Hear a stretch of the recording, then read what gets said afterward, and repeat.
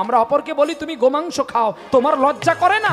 বুড়োকালে তুমি গরুটাকে মুসলমানকে বিক্রি করে দাও। এটা আমার জানা দরকার। আগে আমাকে নিজেকে আয়নায় দেখতে হবে আমি সঠিক আছি কিনা, আমার চলার পথ সঠিক আছে কিনা। আমি যদি মা হয়ে আমি সঠিক পথ না চলতে পারি, আমার ছেলে মেয়ে কিন্তু সঠিক পথের প্রতীক হবে না। কি গো? হ্যাঁ, সাধে কি 5 বছরের ছেলে প্রহ্লাদ গোবিন্দকে পেয়েছিল? কার জন্য? ঠিক তোমাদের মতো মায়ের জন্য। মাটি যদি ভালো হয় ন্যাংরা আম হবে, নিতাই গৌর হরি বল হরি বল। আরে বাবা, আর না হলে মালদা থেকে ন্যাংরা আম যত মেদিনীপুরে লাগা ওই গুটি আম ছাড়া সালা ন্যাংরা আর হবে না। বলে কেন না? তোর মাটির দোষ তো।